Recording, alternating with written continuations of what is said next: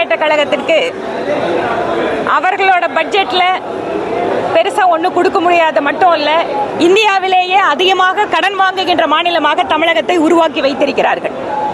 இன்றைக்கு எத்தனையோ முன்றைய அரசாங்கத்தினுடைய நலத்திட்டங்களை எல்லாம் எடுத்துவிட்டு அதற்கு வேறு பெயர் சொல்லி நாங்கள் அது திராவிட மாடல் அரசு கொடுக்குதுங்கிறாங்க. ஆனால் மத்திய பட்ஜெட் ஆக்கப்பூர்வமாக தொலைநோக்கு பார்வையோடு உருவாக்கப்பட்டிருக்கூடிய பட்ஜெட்.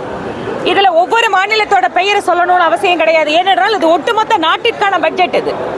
அதனால கடனுதவி வழங்குவதாகட்டும், உதாரணத்துக்கு முத்ரா கடனுதவி திட்டம், இந்தியாவிலேயே அதிகமாக முத்ரா கடனுதவி பெற்றவர்கள் தமிழகத்தில் தான் இருக்கிறார்கள். தமிழகம் தான் நம்பர் 1 மாநிலம் முத்ரா கடன் திட்டத்தில். இன்று 20 லட்சம் ரூபாய் வரை அந்த கடன் உதவி திட்டத்தை அதிகப்படுத்தி இருக்காங்க. அப்போ நேச்சுரலாகவே தமிழ்நாட்டுக்கு தான் அதிகமாக அந்த உதவி கிடைக்க போகுது. இந்த மாதிரி சிறு குறு தொழில் நிறுவனங்களுக்கான உதவி அதிகமாக சிறு குறு தொழில் நிறுவனங்கள் இருப்பது தமிழ்நாடு. தமிழ்நாட்டுக்கு சிறு குறு தொழில் நிறுவனங்களுக்கு கொடுக்கக்கூடிய கடனுதவி என்பது தமிழகத்திற்கு கிடைக்கக்கூடிய உதவி. ஒருவேளை திரு உதயநிதி அவர்களும் முதல்வர் திரு ஸ்டாலின் அவர்களும் பணத்தெல்லாம் எடுத்து நேரடியாக தமிழ்நாடு கவர்மெண்ட் கிட்ட கொடுத்துட்டு நீங்க என்ன வேணா இஷ்டத்துக்கு பண்ணிக்கலாம்னு சொல்றதை எதிர்பார்க்கறாங்க போல இருக்கு. அப்படி பண்ண முடியாது.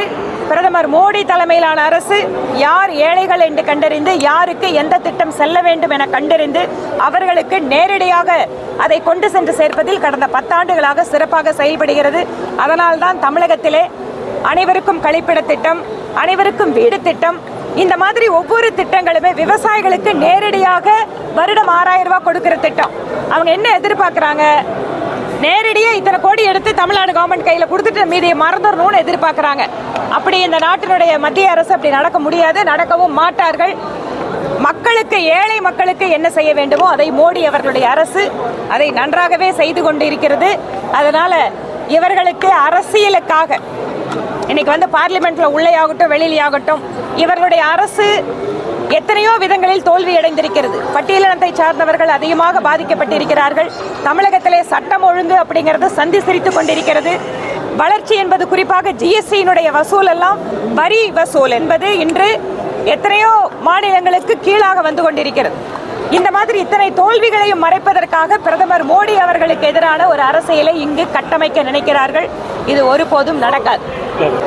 மின் கட்டணம், பால் கட்டணம், சொத்து வரி உயர்வு, பத்திரப்பதிவு உயர்வு, இந்த மாதிரி இந்த அரசு தொடர்ச்சியாக சாமானிய மக்கள் தலைமீது அவ்வளவு தூரம் ஒரு பாரத்தை ஏற்றிக் கொண்டிருக்கிறார்கள்.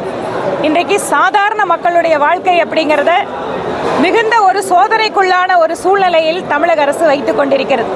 அதனால் இத்தனை மின் கட்டணத்தை ஏற்றிட்டு, இத்தனை சொத்து வரி ஏற்றிட்டு, பால் கட்டணத்தை ஏற்றிட்டு இன்றைக்கு இவர்கள் மத்திய அரசை பார்த்து குற்றம் சொல்றாங்க.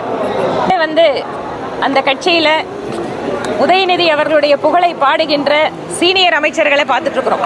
ஏதாவது ஜூனியர் அமைச்சர்கள்லாம் பாடினா பரவாயில்ல, முன்னாள் வரிசையில் இருக்கிற சீனியர் அமைச்சர்களே உதயநிதி புகழை பாடாமல் அந்த கட்சியில் இருக்க முடியாது அப்படிங்கிற ஒரு சூழ்நிலை வந்ததுக்கு அப்புறம் வாரிசு அரசியலுக்கு இந்தியாவிலேயே சிறந்த உதாரணமாக இருக்கிற திராவிட முன்னேற்ற கழக அரசாங்கத்துக்கிட்ட இல்லை அந்த கட்சி கிட்ட வேற என்ன எதிர்பார்க்க முடியும்?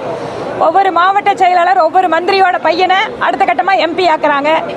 முதலமைச்சரோட பையனை துணை முதலமைச்சர் ஆக்குறது அதில் ஆச்சரியப்படுறதுக்கு என்ன இருக்கு? முதல் இடம், அதாவது அந்த கட்சியிலாகட்டும் ஆட்சியிலாகட்டும் முதலிடம் என்பது அது கோபாலபுரத்திற்கு சொந்தமானது. அதுல வேற யாருக்காவது ஒரு பட்டியலினத்தை சார்ந்தவங்களோ ஒரு பெண்மணிக்கு வாய்ப்பு கொடுத்தாதாங்க அதிசயம். அதுதான் அதிசயம். அதனால இதெல்லாம் நடக்கலன்னு அதிசயமே கிடையாது. பெண் உரிமைன்னு பேசுவாங்க, பெண்ணுக்கான நீதினு பேசுவாங்க. அவங்க குடும்பத்தில் இருக்கிற பெண்மணி கூட சமமான வாய்ப்பு கொடுக்க மாட்டாங்க. உதயநிதியை கம்பேர் பண்ணும்போது கனிமொழி சீனியரா இல்லையா? அரசியல் எத்தனை வருஷம் அனுபவம் வாய்ந்தவங்க. ஆனா கூட அந்த குடும்பத்திலிருந்து ஒரு பெண்மணி வர்றது கூட அவங்களால பொறுத்துக்க முடியல. பாருங்க, இதுதான் இவங்க காட்டுற பெண் உரிமை. யாரெல்லாம் ஊழல் பண்றாங்களோ, யாரு தப்பு பண்றாங்களோ அதுக்குதான் பதில் சொல்றேன். இது ஏதோ ஒரு குறிப்பிட்ட அமைச்சர்கள் அப்படின்னு இல்லைங்க. யாரெல்லாம் சட்டத்திற்கு எதிராக மக்களை கொள்ளையடித்து பணத்தை வைத்துக் கொண்டிருக்கிறார்களோ, லஞ்ச பணமாக, ஊழல் பணமாக அங்கங்க சொத்துக்களை குவித்துக் கொண்டிருக்கிறார்களோ, வெளிநாடுகளில் சொத்து வாங்கிட்டு இருக்காங்களோ, எல்லார் மேலையும் அடுத்த 5 வருஷம் மோடி அவர்களுடைய நேர்மையான அரசு தான். யாரையும் அவர் விடமாட்டார். எந்த மூலையில சொத்து வாங்கினாலும் கண்டுபிடிச்சு அவங்க மேல நடவடிக்கை எடுக்கிறத எடுப்பாரு.